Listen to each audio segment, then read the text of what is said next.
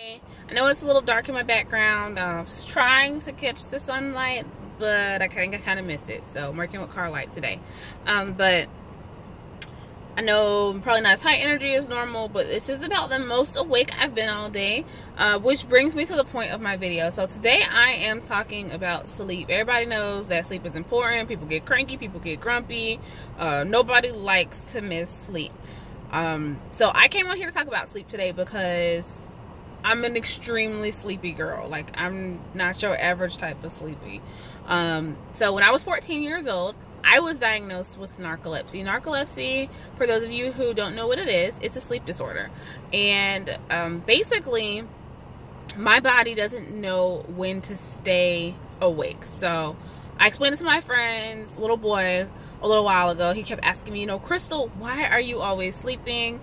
Every time you're always so tired and you're always taking naps, and why are you never awake? And so explaining it to a 7-year-old, the best way that I could explain it was, my clock is broken. And so he's like, your clock? So I explained to him that everybody has a sleep clock that tells you when to go to sleep and when to stay awake, and my clock is broken. Like, it ticks to the left, it ticks to the right, it might spin around the wrong way, but my clock is broken. It's off, so it doesn't know when to go to sleep, when to stay awake. It just does what it wants to do. And he's like, oh, okay. So for those of you who kind of have a hard time understanding what narcolepsy is, our clock broken and there's nothing we can do about it. So just to kind of give you an overview of what narcolepsy is and how it works, outside of sleep issues, most people who have narcolepsy usually deal with symptoms like, let's see, we have sleep paralysis. Sleep paralysis is basically, I guess the best way I can explain it is, kind of feels like a bad dream. So like, for me, most of the time when it happens, I'm either falling asleep or waking up. I'm kind of in that half sleep state. And basically, I can't move. I can't move anything on my body. It's no matter how hard I try. When I do try to talk, it's kind of like a bad dream, You're trying to get up or you're trying to run, but you're really not moving. You're trying to talk, but nothing's coming out. That's what's happening. So in my brain is like, say words, like screaming, and there's nothing coming out of my mouth. Same thing for my body. My brain is telling my body, okay, Crystal, get up and walk into the kitchen, but my body is not moving. And so it's kind of like this fight between yourself and your body, but you're basically paralyzed, and the only thing that I can really do about it is just go back to sleep, and it'll go away when I wake up. Another symptom of narcolepsy is for some people, another symptom of narcolepsy is cataplexy. So you have narcolepsy with cataplexy, and you have narcolepsy without cataplexy. I happen to have narcolepsy with cataplexy. Cataplexy is defined as loss of muscle tone, which still makes 0 sense to me, but the best way that I can explain cataplexy is my muscles tend to give on me a little bit. So certain things usually trigger it, whether it being laughing really, really hard. Like if you make me laugh past the point of crying, like that uncontrollable laugh you can't stop, my body may get a little weak on me. Sometimes my knees buckle a little bit. Sometimes it'll be something as simple as my head like doing like that, kind of how you nod off when you fall asleep, except I'm not falling asleep. It just, like, my body's like, whoa, too excited, give it a minute.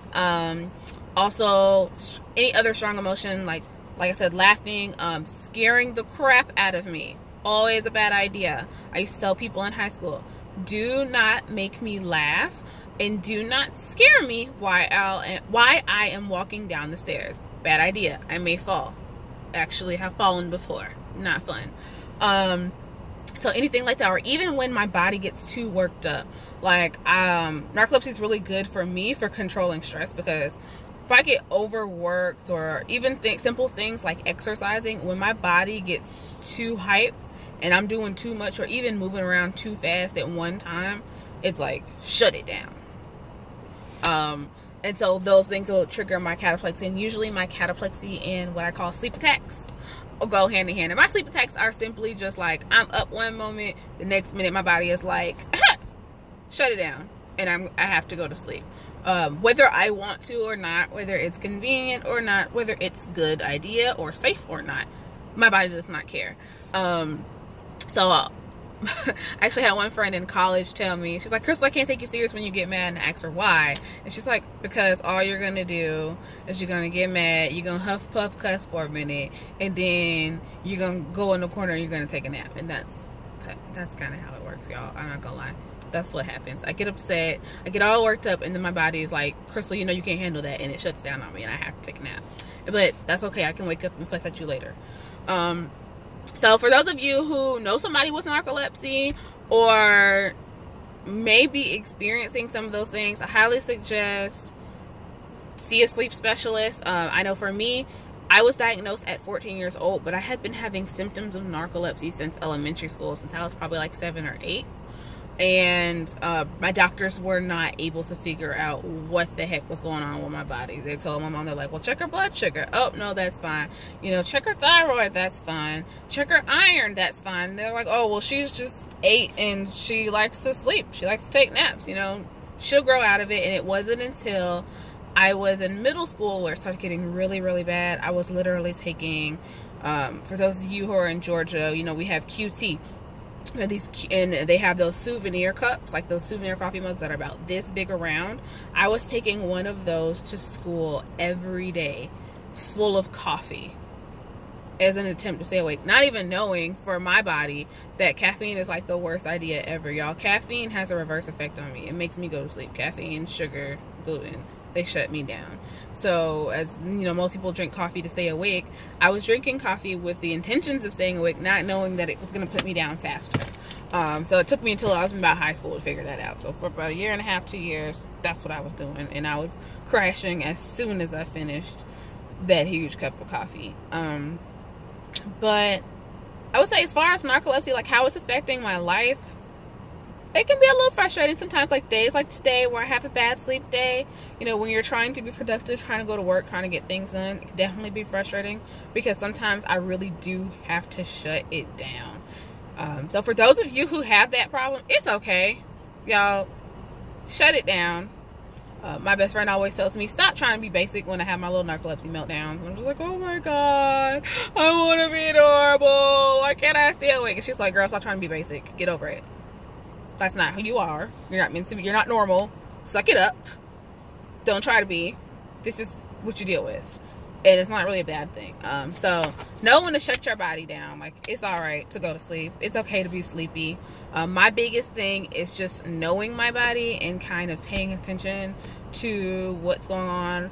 For me, controlling my sleep schedule, which I ain't gonna lie, y'all, I'm horrible at, because honestly, I'm working on it. I'm a little rebellious. I don't like sleep schedules. I don't like predictable lifestyles, which is what they tell me that I should do.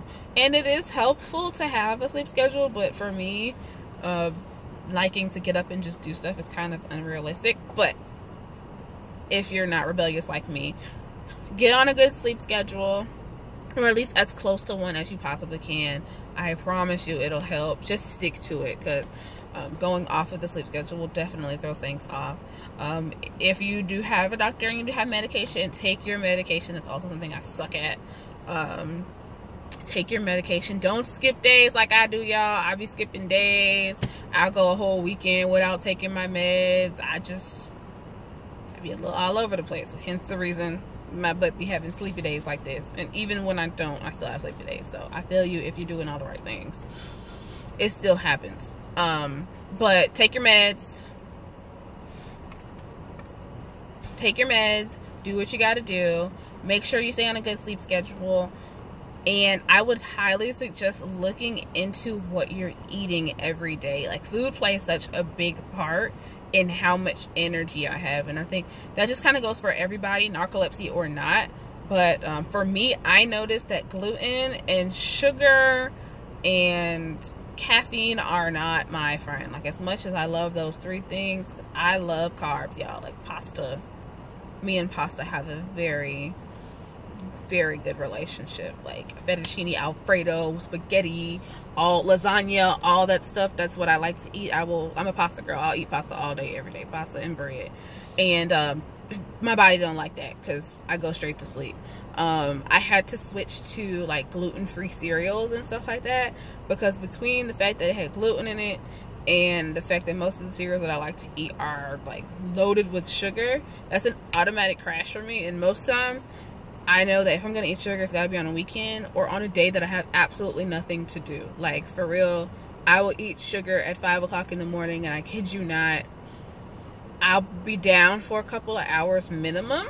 Or I might just have a day where I can't go do anything because my body is still trying to get over the fact that I had freaking cereal for breakfast. I know, crazy, right?